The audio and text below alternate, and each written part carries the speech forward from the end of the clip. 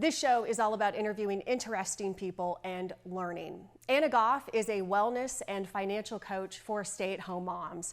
She was a stay-at-home mom herself, and she learned a lot about what can go wrong because her husband was hiding a lot of information from her, and particularly financial information. So now she's helping stay-at-home moms basically prevent what happened to her happen to them.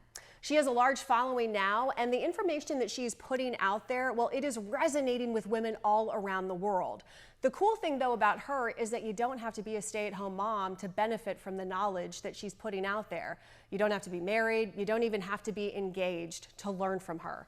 I know I'm going to learn a lot from her, and I know you are too, and that is why I wanted to have Anna on the program today. Anna, thanks so much for joining me. Thank you for having me. So when you first meet someone at a dinner party, a cocktail party, on the plane, and someone asks, what do? What do you tell them? So I usually tell them that I help stay-at-home moms protect themselves financially. And that usually leads to more of a conversation. But really, it's about having a relationship with your partner that is open and honest in all areas, but really finances tend to be an issue where control and secrecy kind of creep in the relationship. So whether you have kids, you're a stay-at-home mom, or just a partner, it's really important that you have these conversations before marriage and during marriage so that you can make sure that you have a full picture of what's going on, especially in your finances. I did mention, in the introduction that you were a stay-at-home mom and that your husband was hiding a lot of financial information from you, and that's kind of why you're doing what you were doing today. Why do you want to do that? Well, I think it's really important to uncover the blind spots that I had and so many women that I work with have. I think often when people decide to stay home, it's a joint decision made by, the husband and wife together. And it starts out being about the baby, right? So they decide, oh, I can't possibly send my child to daycare. You look at this sweet face and it makes sense for you to stay home, especially if financially you can do that. And so I think initially the conversation is more around, can we afford it? Yeah. And then as people stay home for a little bit of time, it starts to shift the dynamic in the household and in the relationship oftentimes. And it will be where the wife starts to take over everything at home, meaning all of the domestic duties, the childcare duties and everything. And then the husband starts to take over just earning the money. And then it almost shifts to be like the money is his and the household and all those responsibilities are hers. And that's something that a lot of couples really don't think about before making the decision for one person to stay home. And I think, knowledge is power, and it's just really important that we think about how that can shift things in a relationship. And often as the years go on, it happens more and more. So would you say that this is a gradual shift for most couples? I think so. I think that, when couples are married, if they're married young, they often come into a relationship with not a lot of money. Both people are earning, you have a budget, and maybe there's not a ton of extra. And then as a career grows and the stress of a career grows, and then the stress of family and supporting a family, gets bigger and bigger, I think that oftentimes the husband maybe isn't expressing his his uncomfortableness or his discomfort with supporting the family, right? Like he may get uncomfortable about that huge quote unquote burden that has been put on him, but he doesn't know how to express it. And then she's taking on all of these domestic duties and she's feeling overwhelmed and underappreciated. And then, sometimes I always say fear and ego are the same thing. And so sometimes if the financial picture isn't looking exactly like they had, dreamed of or planned for, or work isn't going quite as well as they thought, or, the investments maybe they don't have the conversation about investments, and he just sort of takes that over. I think that often there can be this shift apart, and I do think it's gradual. Oftentimes, I think there's a different set of couples that maybe where one person is a high earner. Usually, it's the husband. Uh, Sometimes they have a family business. That can be a whole nother situation that can really cause the stay-at-home mom to be vulnerable. You know, and what's so interesting is that I thought this was such a timely interview because we just literally had a story a couple weeks ago about how women are now leaving the workforce in large numbers, and that basically the gains that women made during the pandemic, because there was all this remote work encouraging women to work, and there was a lot of flexibility that companies were offering. Well, all those gains have basically been wiped out because now you got to go back to the office, for example. So a lot of women now are choosing to stay at home because it's just easier. It's just like, well, I'm sorry, this is, you got to pick your kids up at 3 p.m. at school, or they have early release, so someone needs to pick them up at 1 p.m. And it's like you're really struggling to try to make it work. And so, as you said, a lot of couples decide that, well, it's cheaper than childcare right now, so maybe we'll just have one parent stay home. I know that you were in the middle of a divorce right now, and I know there might be some things that you can't share with us, so that's totally fine, just for our audience. But before you walked down the aisle, why did you marry the guy that you did? Because at some point there had to have been a God, I love this guy moment for you. A lot of them, actually. Yeah, yeah. And I was married for 18 years. So, in that time, of course, I loved my husband when I married him, and we came into the relationship kind of with on equal footing, not having a whole lot. And we just didn't really have transparency in our finances.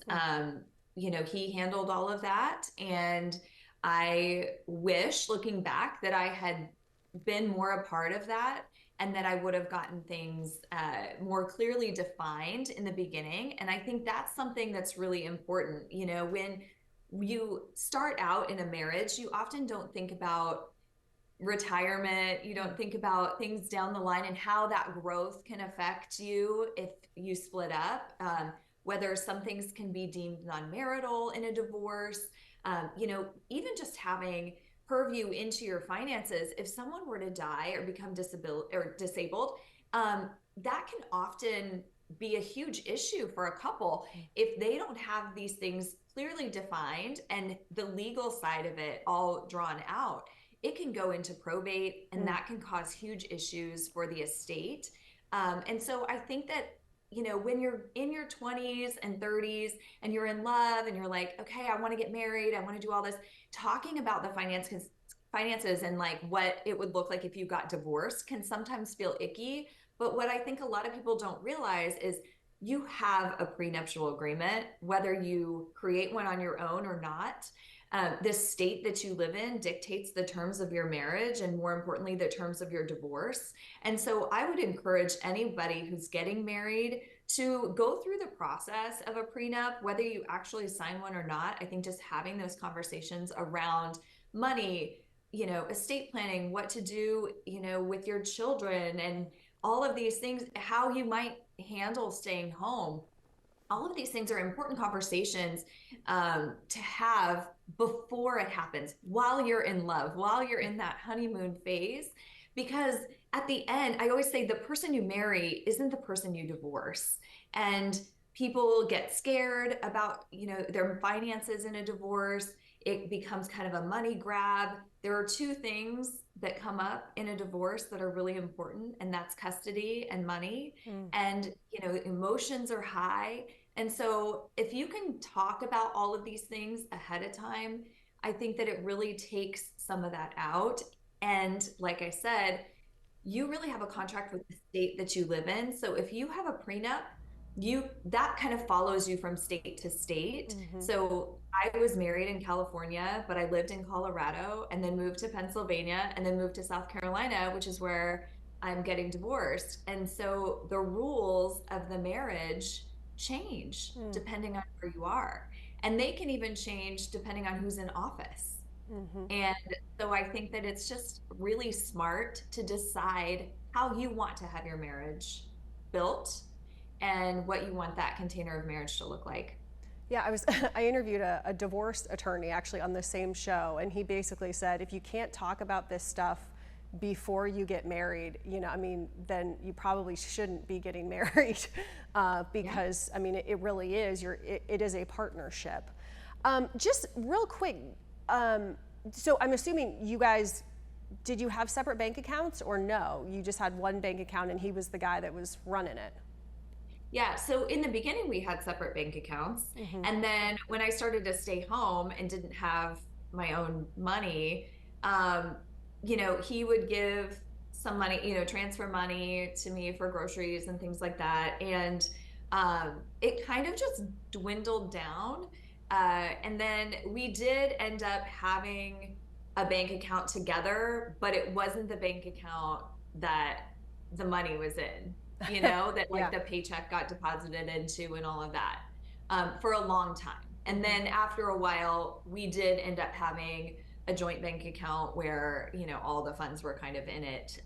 But that happened later after some situations came up and we had to address it. So I think talking about how you're going to handle those things, creating a budget, having spending expectations before you stay home, it's really important because what can happen is the stay-at-home mom can start to feel like she has to ask permission to do anything, to Hmm. get her hair done, to buy groceries, to, buy a new outfit. And that can be a really hard shift because if she was working before and had that freedom to kind of make those choices for herself, and then all of a sudden the husband feels like he has to control that, it can really start to build resentment. Yeah. And so having those conversations about how are we going to handle this? How will I have my own money that I can do whatever I want with? That, if I want to splurge on something, I feel like I can do that. And setting a budget and really having those conversations weekly and monthly to go over everything and make sure that everyone's on the same page.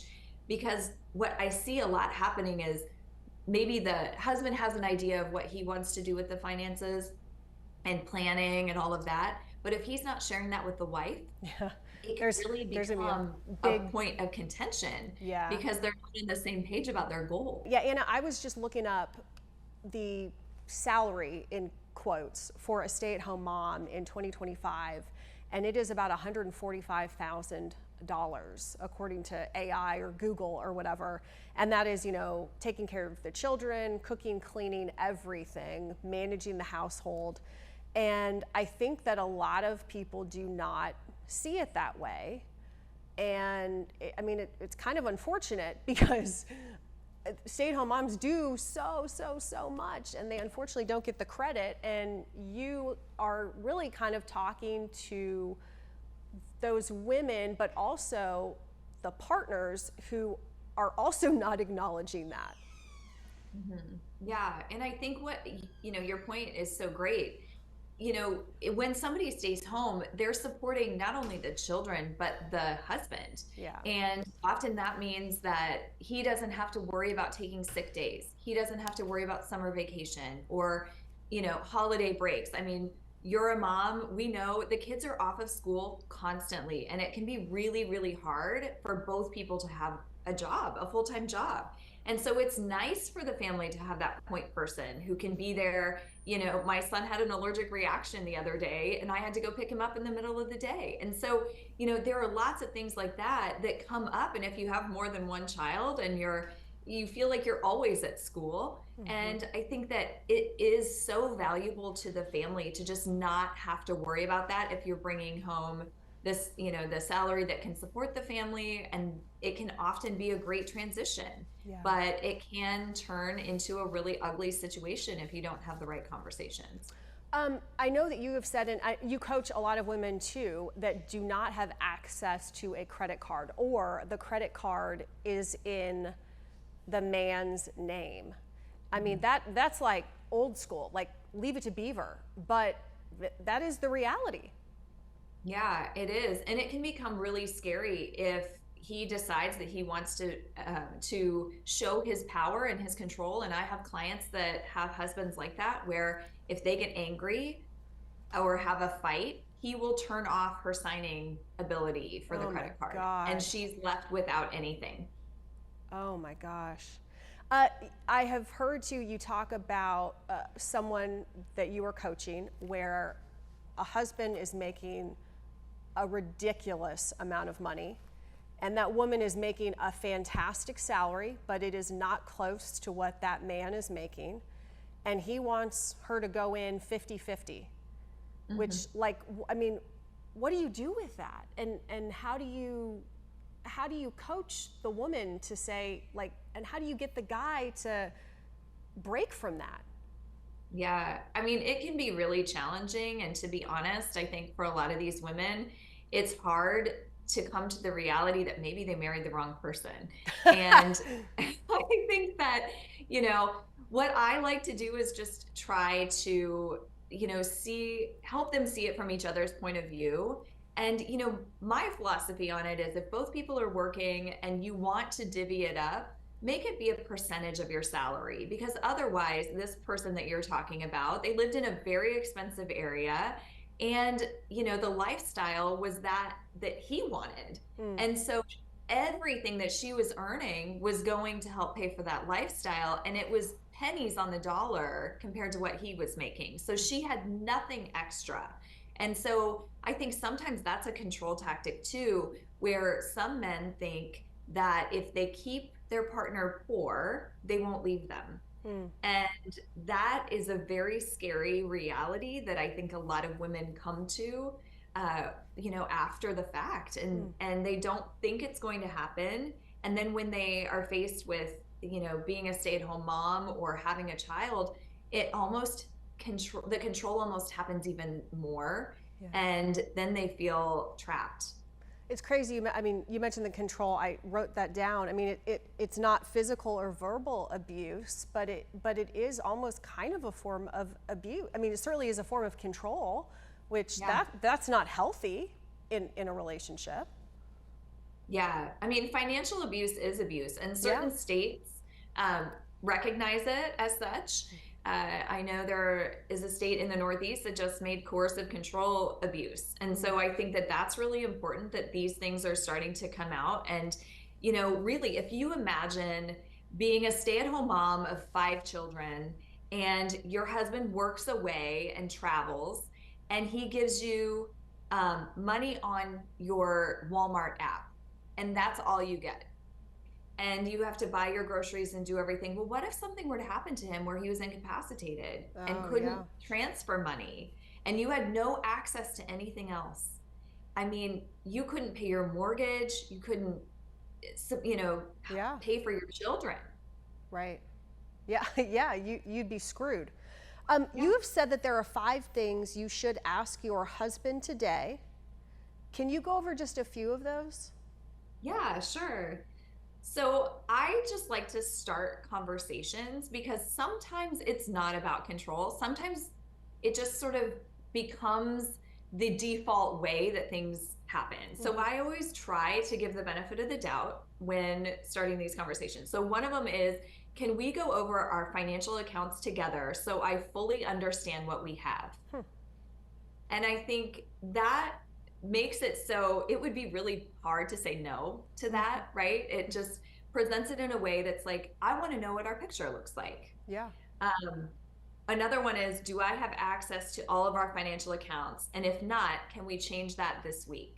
And I think it's good to have that deadline, because you're saying that you're serious and you really want this change to happen.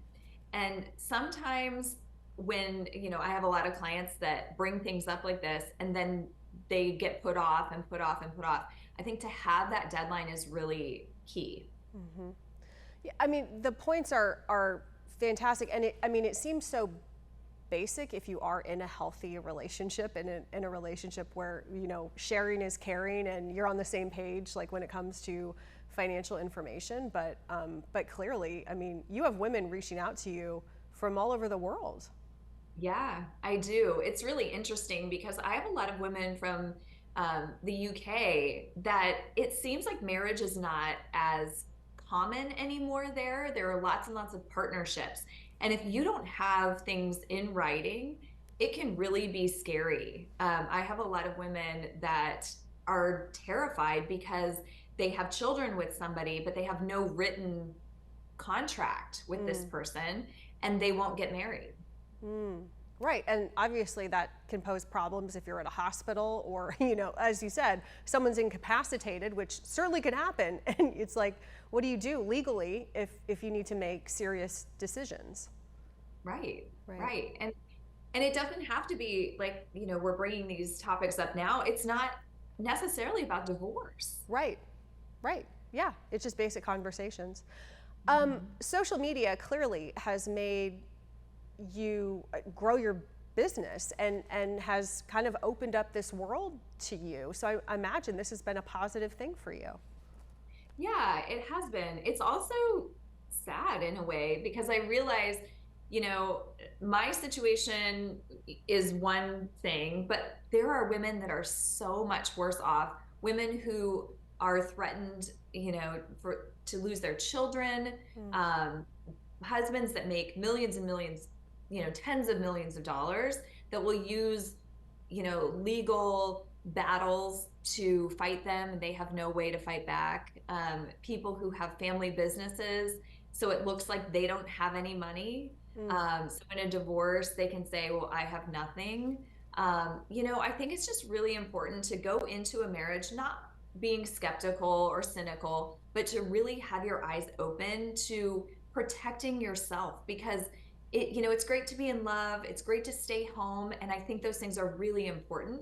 But if you don't think about your future as an individual, then you can really find yourself in a terrible situation. And it only takes one person to get divorced. It Mm. takes two people to get married, but one person can decide they want to be divorced. And you can be without anything. And if you haven't made these choices and taken these steps, you can really be in a terrible situation.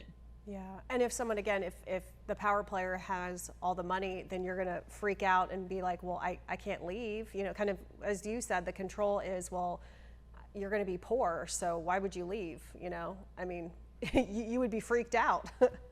Yeah. Well, and sometimes you can't even get an attorney. Right, right, You can't even pay for the divorce. right. That's true. And right, and if the guy has all the money and the power, they can pay for the divorce and the attorney, which would be also frightening too. And especially, I think, if it is a gradual thing that is happening and someone goes from a career, and as I said, if women are leaving the workforce, then you go from having a career, having an identity, to kind of feeling like maybe you're a little bit in limbo. And I think that would also kind of, be a little not disturbing, because it's awesome to take care of your children and have that ability to do that. But I think there would be a little feeling of like you are in limbo too. Yeah. And if you've worked and you have had money in the market and then Yeah. all of a sudden there's a shift, especially I've heard women who they use their money, they'll leave the workforce, they'll have a 401k that they need to do something with. And then the husband will suggest, well, let's put it into the house. Well, all of a sudden that becomes half his and you leave the market. And if you are out of the market for a decade or 15 years or 20 years, it's really hard to recover that. And different assets are divided differently, and especially from state to state. I always suggest that if you can afford it, set aside a salary for the stay-at-home mom. Mm-hmm. And if you can't afford it up front, to have a post-nup where, you say, for every year I stay home, I get $100,000 or $50,000 or whatever it is. You certainly are giving women all around the world a lot to think about. And I think, again, you taught me a lot. You've given our audience a lot to think about too. And again, you don't even have to be a stay-at-home mom to benefit from what you are teaching. Where can people find you, Anna? So the best place to find me is on Instagram. It's Ms. Anna Goff. And if you reach out, I have lots of different tools, free resources, courses. I coach one-on-one. And so there's also a free workshop coming out in September.